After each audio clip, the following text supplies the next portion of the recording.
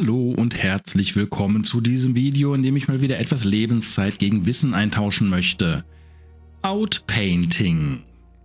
Das Outpainting ist im Prinzip das Gegenteil vom Inpainting. Das heißt, mit Outpainting können wir ein Bild nach außen hin vergrößern. Technisch gesehen ist es, glaube ich, ähnlich dem Inpainting, nur halt die Richtung ist anders, sagen wir mal so. Und für ein Outpainting im Comfy UI braucht es auch eigentlich nicht viel. Das ist der kleine Workflow, den ich jetzt zusammengebaut habe. Wir können da mal kurz durchgehen. Wir haben ja einen Pipe Loader aus den Tiny Terra Nodes und einen Sampler aus den Tiny Terra Nodes. Wie immer halt, wenn ihr meine Videos verfolgt, ich benutze die immer sehr, sehr gerne. Wir haben hier unten ein Load Image und eine Node, die ihr anpassen könnt, je nachdem welchen Weg ihr einschlagt. Also wenn hier eine 0 steht, wird das Image zum Outpainten aus dem Sampler genommen. Wenn hier unten eine 1 drin steht, wird das Bild zum Outpainten aus dem Load Image genommen. Das geht dann hier in den Image Input Switch aus der WAS Node Suite. Wir haben hier zur Kontrolle nochmal ein Preview Image. Und das ist die Node, um die es eigentlich geht. Hier findet das Outpainting statt oder die Vorbereitung des Outpaintings. Wir haben hier oben eine VAE Encode for Inpainting. Hier sieht man auch schon eigentlich ganz gut, dass Outpainting und Inpainting technisch mehr oder weniger dasselbe sind. Beim Outpainting wird im Prinzip das Bild erweitert um eine Maske drumherum. Das sehen wir auch hier. Die Maske geht dann ins Inpainting rein und der zweite Sampler kümmert sich dann darum, diese leeren maskierten Pixel mit Leben zu füllen.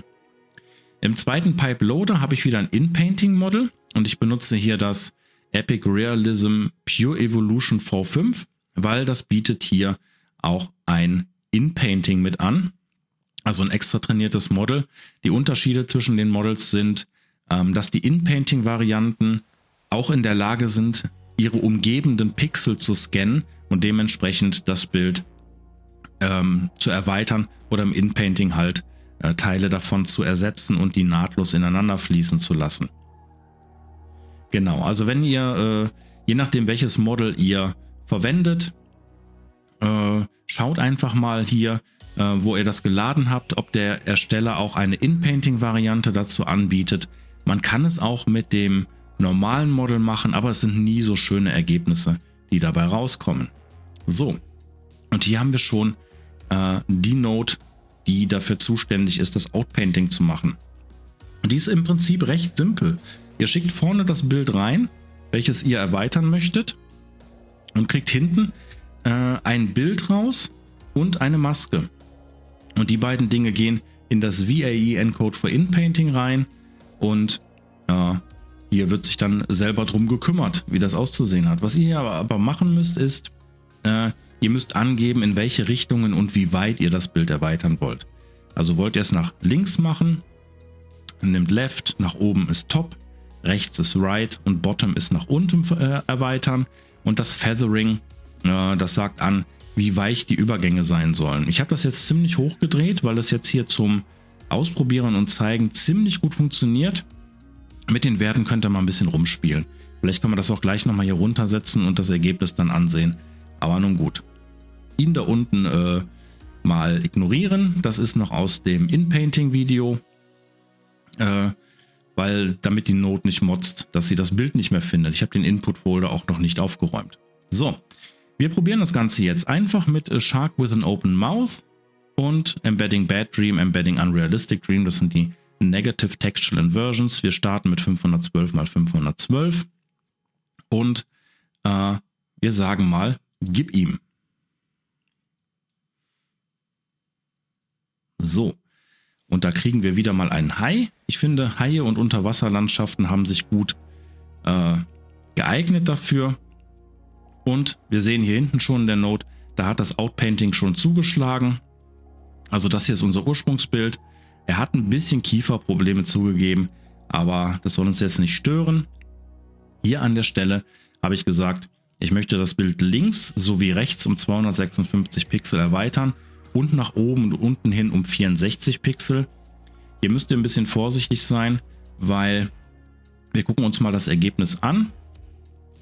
Wenn ihr jetzt nämlich hingeht und ein Bild zum Beispiel nach links erweitert und nach unten oder nach oben, dann erscheint hier ja automatisch auch noch ein weiteres Quadrat, was berechnet werden muss. Also diese Bilder werden ziemlich groß und dauern dann natürlich auch dementsprechend länger, um berechnet zu werden. Was ein bisschen auffällt, ist natürlich, dass wir an der Stelle auch ein bisschen Schärfe verlieren.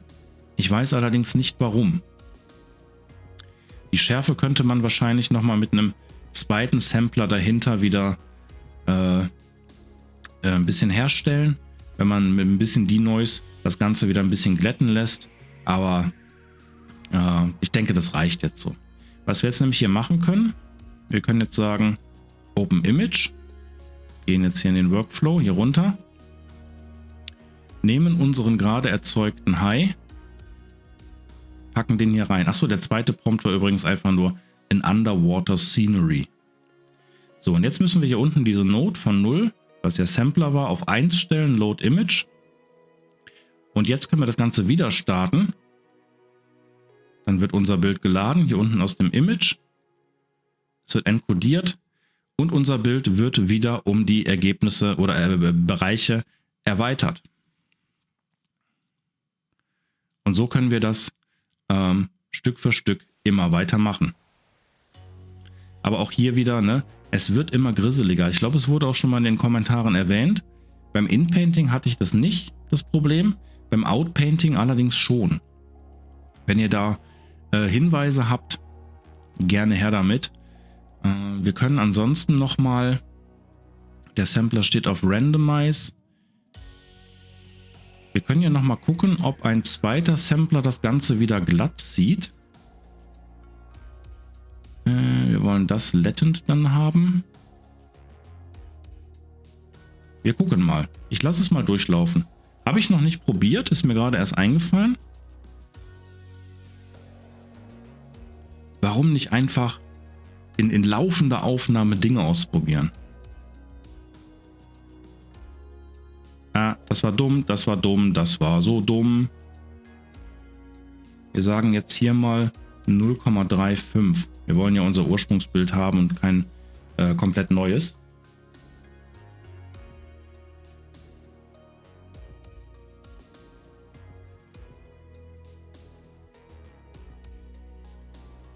Beziehungsweise hier hat man gerade gesehen, den High hat er gelassen in der Mitte, aber er hat das Outpainting neu gemacht.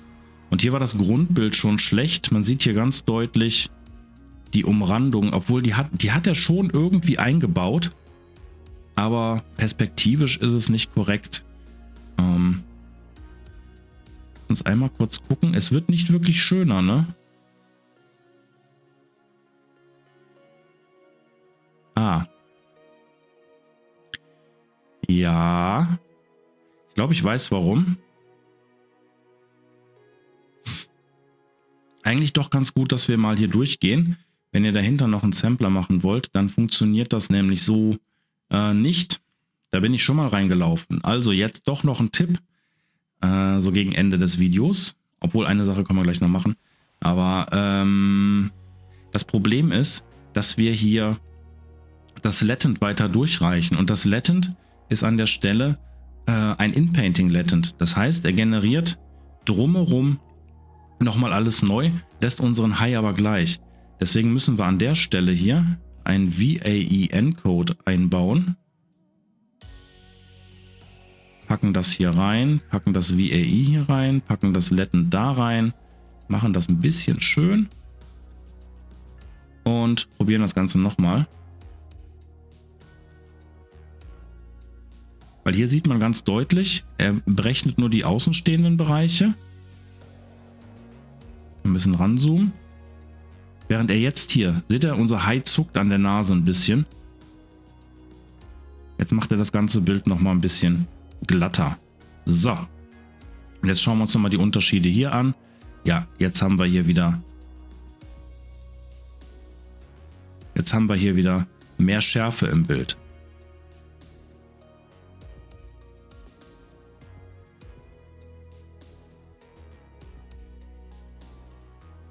Er hat hier oben ein bisschen interpretiert, aber gut, das kommt ja auch immer ein bisschen auf die Prompts an, etc. pp. Vielleicht kann man hier unten sogar noch sagen, den Denoise was runter, dass er sich mehr als Originalbild hält.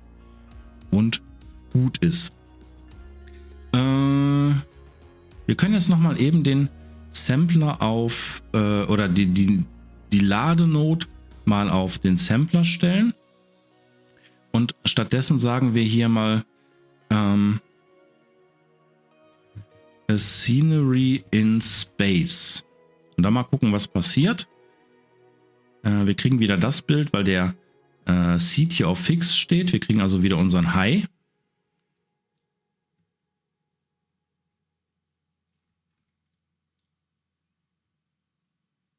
Ja, das geht besser. Ich breche das mal ab. Beziehungsweise hier hinten können wir mal den Sampler auf Hold stellen. Den braucht man an der Stelle dann nicht.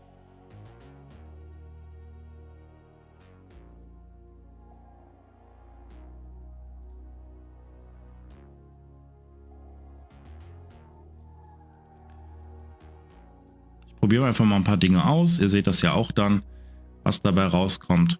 Na, er gibt sich auf jeden Fall Mühe. Jetzt, das ist eigentlich, das sieht gar nicht mal so schlecht aus. Außer natürlich hier der Übergang. Aber er hat die Wellen hier oben auch mehr oder weniger in so einen Kontinent auf diesem Planeten umgewandelt. Beziehungsweise wenn hier unten eine Erde ist das dann Mond? Ach, wer weiß das schon. Und jetzt möchte ich nochmal eine andere Variante ausprobieren. So, gut, harter Cut an der Stelle. Ich habe den Workflow wieder geladen. Ich sollte echt nicht anfangen, in Videos Dinge auszuprobieren. Das mache ich mal in Ruhe. So funktioniert auf jeden Fall das Outpainting. Ich ziehe nochmal unseren High hier rein. Ergänze hier hinten später nochmal den Upsampler. Und ja, werde euch dann diesen Workflow, so wie er jetzt ist oder wie er eben war, zur Verfügung stellen. Und dann ja, könnt ihr ein bisschen damit rumspielen. Ich bin jetzt gerade getriggert, ein paar andere Sachen auszuprobieren, aber dafür brauche ich Zeit und Ruhe.